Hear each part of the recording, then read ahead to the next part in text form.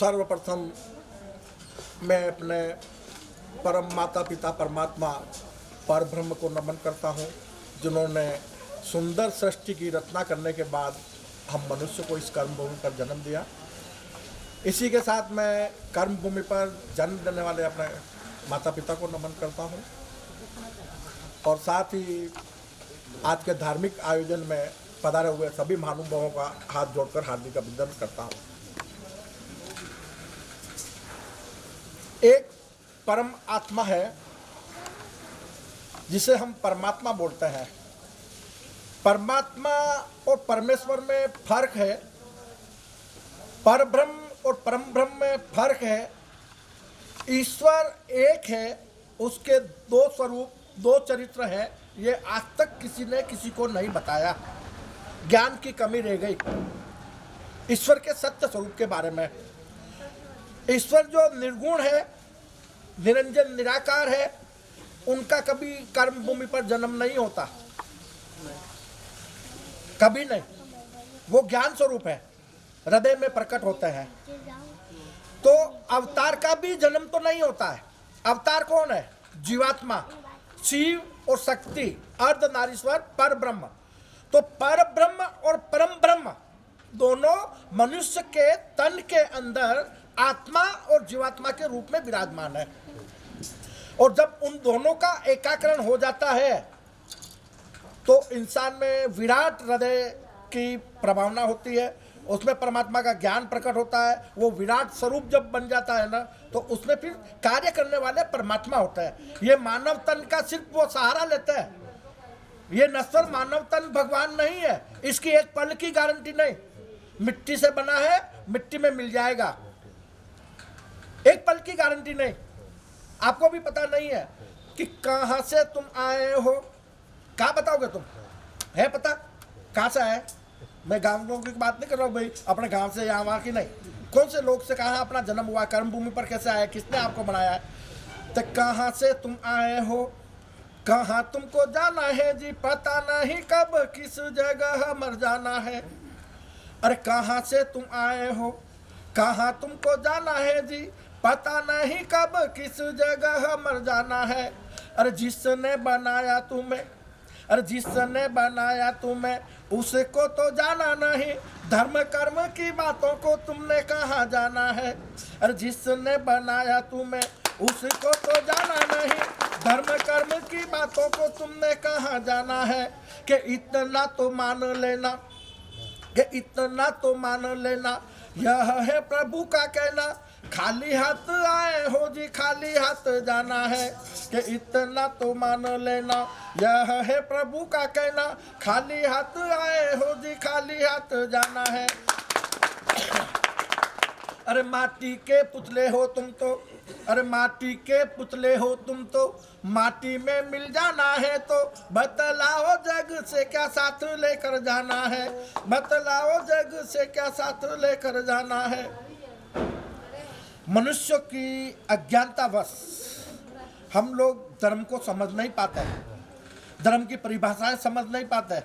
हम देवस्थानों में जाते हैं, कई तरह के चढ़ावे करते हैं, कई तरह की क्रियाएं करते हैं, लेकिन सच्चा धर्म यह है कि अगर 10 रुपया हमारे जेब में है और हमने उसका चारा गाय को खिला दिया तो वो धर्म है। पूजा एक आस्था है, लेकिन धर्म वो अपने कर्म करना पड़ता है। हम कर्म करेंगे धर्म का तो हमको धर्म लगता है। आपने पहले कितना भी जाओ, कितना भी 1-2 घंटा पूजा पाठ कर लिया, लेकिन हमने कोई कर्म सेवा का नहीं किया तो सेवा पर वो धर्म। तो मैं परमात्मा की तरफ से आपको ये बताता हूँ ना कि कितने भी दुनिया भर के शास्त्र हैं, दुनिया भर के धर्म ग्रंथ हैं, किसी चीज़ की कोई कमी नहीं है हमारे यहाँ। धार्मिक स्थलों की कमी नहीं है।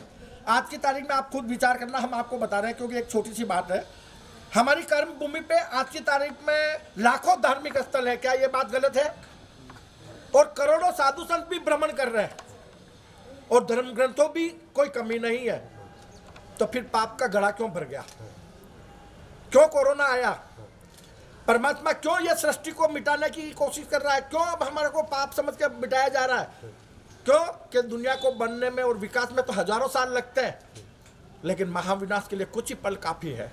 कुछ पल में दुनिया पूरी मिट जाती है।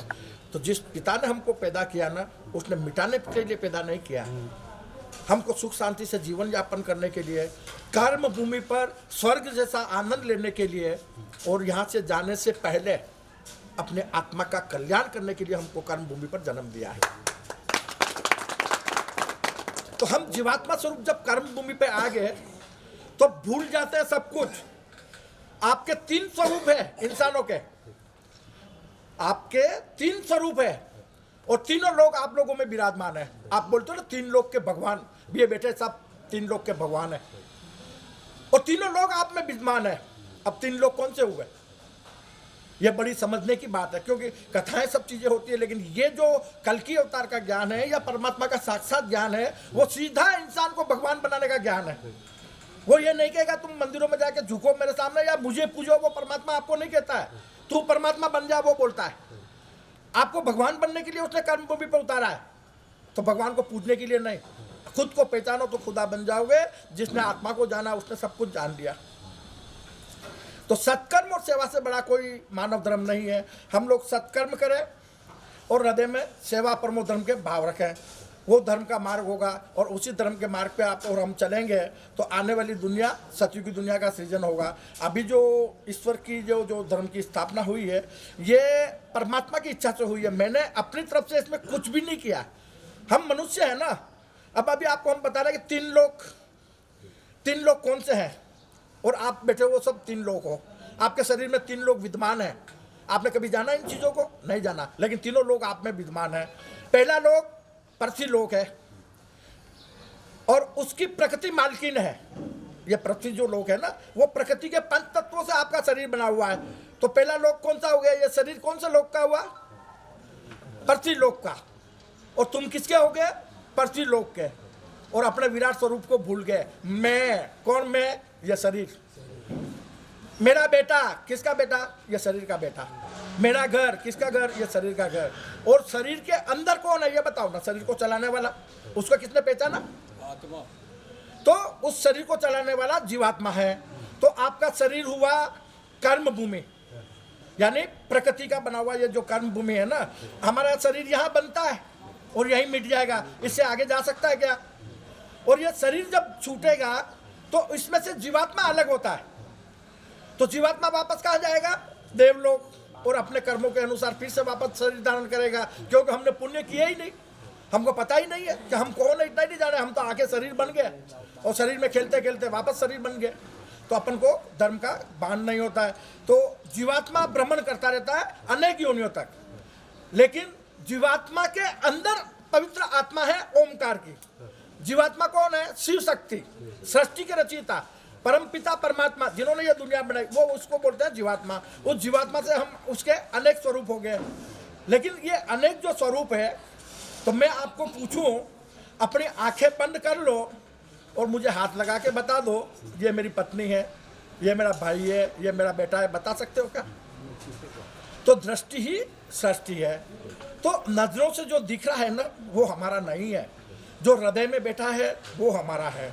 तो हम लोगों को संसार जीने के लिए सत्कर्म और सेवा रूपी मार्ग पे चलते हुए ईमान के साथ में सत्कर्म करना चाहिए, अपने आत्मा का कल्याण करना चाहिए। तो परमात्मा ने यही धर्म की सच्ची वाणी इंसानों को अपना सत्य स्वरूप समझाने के लिए यह कल्कि अवतार ज्ञान के रूप में प्रकट हुए हैं। ईश्वर कभी जन्म लेता ही नहीं। आप कहते हो कि भगवान राम भगवान नहीं थे, कृष्ण भगवान नहीं थे। क्यों? कि आपने राम और कृष्ण के शरीर को पूजा, लेकिन उनके अंदर भगवान थे। मैं भगवान नहीं हूँ, मुझ में भगवान है, और मुझ में जो है ना वो आप सब में है।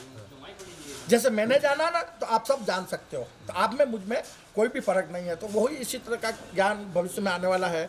तो इसी कड़ी के साथ में क्या है कि आप भी पुण्यशाली आत्माएं हैं।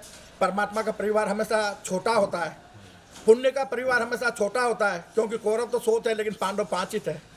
तो पांडव की विजय हुई थी। तो ये एक पांडव के स्वरूप में आप लोग यहाँ बैठे हुए हो, समझे? तो वो छोटे परिवार से भी धर्म की प्रभावना परमात्मा शुरुआत करते हैं। तो अब भी ये क्या है कि अपने बांसवाड़ा में जैसे मावजी महाराज के चोपड़ों में जो वाणी लिखी गई है ना, बिल्कुल उसी आधार पे परमात्मा अपना काम कर रहे हैं। क्योंकि पहले ही इसकी घोषणा हो गई है और सभी भविष्यवाणी अपने बांसवाड़ा में वागड़ अंचल में साकार हो रही है।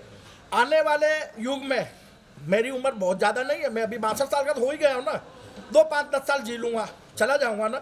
लेकिन यह बात परम सत्य है कि आने वाले युग में ये जो वागड़ अंचल है ना, वो पूरी कर्म भूमि का आध्यात्मिक खंड बनेगा। धर्म की प्रभावना जो यहाँ से हो रही है वो पूरे विश्व के लिए होगी, धरती स्वर्ग बनेगी और सुख शांति कायम होगी और सत्य दुनिया का निर्माण होगा। और उसी सिलसिले में परमात्मा ने आपको निमित्त बनाया है। जो आज आप अशोक जी के साथ में पधारे हो, ये आप 6 साल से जुड़े हुए हैं।